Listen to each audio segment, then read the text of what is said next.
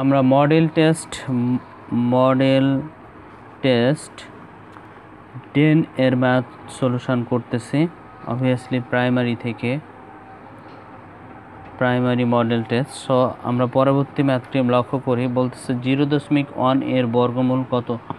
So আমরা বর্গমূল অর্থাৎ আমরা জানি যে √0.1 মানে এটা হচ্ছে বর্গমূল। সো এটাকে এভাবে আমরা সলিউশনে নিয়ে যাব যে প্রথমত 1 আছে 1 লিখব এবং ভাগ চিহ্ন দিব।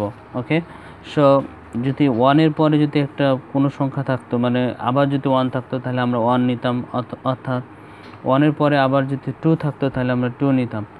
সো আমরা এই যে ভাগের মধ্যে যে কি 1 নিয়েছি, সো 1 নেওয়ার পরে আমরা কি করব, একটা দশমিক নিব, কারণ আমাদেরকে জোড়া বাঁধতে হবে। সো দশমিক নিলে আমরা একটা 0 নিতে পারি, রাইট। এখন আমরা ভাগ ফলে যে সংখ্যাটা নিব, ভাগ ফলে সাপোজ 3 নিলাম, তাহলে আমরা কি ভাগ যেটা দিয়ে করবো সেই সংখ্যাটাও হচ্ছে নিব 3। তাহলে 3 3 9, অর্থাৎ আমরা এবার এটাকে ভাগ করার পরে আমরা এখানে বিয়োগ করব, অর্থাৎ 10 থেকে 9 বাদ দিলে আমরা পাবো 1।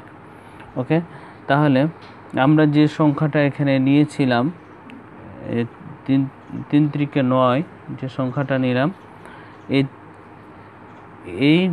এই 3 এবং এই 3 অর্থাৎ ভাজ্য আর ভাগফলের যে 3, এই দুইটাকে গুণ করব, 3 3 9, সো 9 নিব এবং এটা জোড়া বাঁধার জন্য আমরা একটা 0 নিব।